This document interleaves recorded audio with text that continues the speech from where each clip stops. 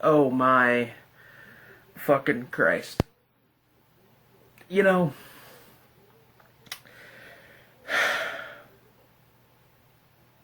it's been a while. And when I say a while, I mean since the beginning of 2016 that I've said that this movie is so bad it makes me want to kill myself. This is one of those kinds of movies, ladies and gentlemen. Buckle up, because this is gonna be a long one. So, hey guys, what's up? I'm here with a review for you guys. This one is on the fantasy comedy horror film from 2015, Toons 3. Let me get something off my chest right now. I love the first two Toons movies. They're absolutely fucking atrocious pieces of filmmaking, but they're so laughably bad I cannot help but enjoy them. Just enjoy the hell out of them. I watched Toons Part 2 just a few months back, and I was very disappointed in the film because it has no connection to the first film, and it was basically just a rehash of the first film, which this bothered me quite a bit. But it was still funny and enjoyable. It wasn't as fun as the first Toons movie. And now we have the third film, which is apparently a direct sequel to the first movie. Finally, a continuation of this absolutely fucking stupid, ridiculous story arc we got in the first film. So, also, this film features the one, the only, none other than the late great godfather of gore himself, Herschel Gordon Lewis. Now, how? How could this movie not be fun? How could it be boring? How could this film not be worth my time so much to the point that I feel sick thinking I paid $4 to watch it? Let me try to explain. So the film opens up with some CGI that is almost competent looking. And then we get a recap of what happened in the first film, which was over 10 years ago. Actually, that was almost 15 years ago. We get the credits, which again, look almost competent. And then it just gets worse from there. Which we see when we see some of the worst CGI I've ever seen in a very, very, very, very long time. Not since the rape zombie movies have I seen CGI and green screen effects this bad. So, we're in this hospital, and they have brought the victims of the massacre in the first film into the hospital, and they're performing surgery on them, and then fucking the superhero chick from the first movie has magic powers. All of a sudden, she brings everybody back from the dead, including Dr. Carnage and Max Assassin. Now, this sounds like a gay old time, doesn't it? Dr. Carnage and Max Assassin, mutated, now like horrifically mutated zombie cartoon characters in a hospital killing people. This sounds great. No, it's really fucking not. So, as soon as basically Dr. Carnage and Max Assassin come back and kill a couple people, we are somehow put into the cartoon dimension where we meet Herschel Gordon Lewis, who is playing himself. He then tells a story that is a cross between Little Red Riding Hood and the Three Little Pigs. The thing is, this is a urban horror comedy kind of version, which this takes up most of the film. Like, literally up until the last... let me just put it to you this way. This segment of this story that Herschel Gordon Lewis is telling the viewer is... It starts at 20 minutes into the movie and doesn't end until there are 6 minutes left in the movie. That's how much of this movie, which is apparently about Max Assassin and Dr. Carnage wreaking havoc in a hospital, is made up of something that isn't even that. So, I gotta say this, first of all. This movie has some of the absolute fucking worst green screen effects I've ever seen. And you can take that as you will, because they annoyed me and sickened me and made me want to fucking kill myself.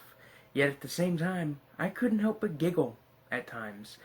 And Jesus fucking Christ, the acting in this movie is atrocious. Same for the writing. So, really, nothing has changed in those regards. The gore effects, what there is of practical gore effects, because there is a lot of really, really fucking terrible CG gore in this film.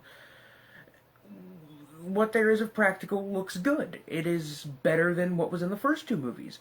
But the sudden change of visual style from using actual sets to just using really shitty green screen effects with fucking lens flare on everything. Alright guys, you aren't J.J. Abrams. You don't need to put fucking lens flare on everything. This sudden change in visual style for the film ruined it for me. Also, I'm not going to sit here and say that it wasn't completely not entertaining, because some of the CG, even though it bothers me to the point that it was kind of hard to find anything in the movie funny, there's still a couple goofy things in the movie that are entertaining. But overall, everything in this movie is so fucking terrible to the point that it is hard to find anything funny. I will admit how they do change the look of Dr. Carnage and Max Assassin in the film. The look of their kind of mask, puppet, character designs. The new look is cool. I can dig it. I'm confused by what happens in the film overall, because nothing really happens.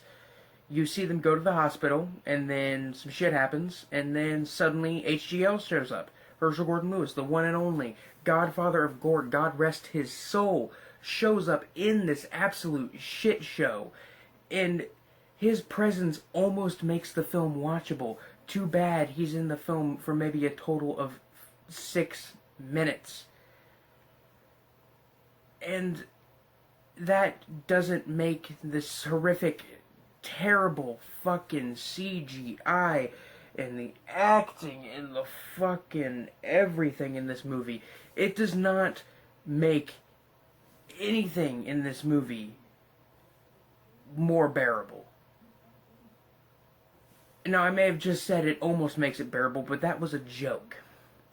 Like this movie, it's one big joke. It's not funny. It's not entertaining. It's not even interesting. To think, a movie with a plot like this, with the one and only Godfather of Gore, you're gonna sit here and tell me that somehow you managed to fuck up a movie this simple to execute and make it fun? I can't fucking do it. I should also mention that the story that Herschel Gordon Lewis tells the viewer is so stupid and boring and terrible. It makes me want to commit some horrific, absolutely just fucking horrific crime involving a lot of death. I don't know what exactly, but I will definitely find out. The only positive I can think of is the rarely laughable effects. The effects in this movie are bad, sure, but they aren't using Photoshop to make the characters' mouths move and shit. This is on a whole fucking other level of bad. Because it's not even bad in the regard that the effects in the first two movies were bad, to where they were just like you were laughing constantly. This is just bad. It's fucking horrific. This movie makes less sense than Things. And Things is a movie that is like that has kind of become an experimental art film in the past few years as it's gained a cult following. fucking Mulholland Drive made more sense than this movie. I feel sick comparing a movie that I didn't even like, which is Mulholland Drive, to a movie this fucking terrible. Legitimately. It is this might actually be one of the absolute worst fucking movies I have ever seen in my goddamn life, and that is saying something. That is really fucking saying something. On the gore meter, from 1 to 10, 1 being something like Nosferatu, which is a great movie, and compared to this movie, it is like, I don't know, fucking going to heaven and finding out you get your own personalized heaven where, like, anything you want can be real. I can't even come up with jokes anymore because this movie has fucking killed me. So, Nosferatu to something like Peter Jackson's Brain Dead. This film it was so fucking terrible I can't even remember how gory it was. So I'm just gonna go ahead and say it sits at like a 5 and leave it at that. In conclusion, Rape Zombie, Lust of the Dead was a better bad movie. And that movie's 90% rape. It wasn't even that good, and it's a better bad movie. Rape Zombie 2 is fucking Citizen Kane compared to this shit. And again, Rape Zombie 2, a movie that I gave a good review, mainly because it was absolutely fucking atrociously hilarious. I am beyond disappointed in this film. I'm more disappointed in this than I was in 31. And 31 I had high hopes for. And the thing is, I wasn't even expecting anything at least half watchable from this movie. And I got something that is atrocious, horrific, terrifying, disgusting, foul.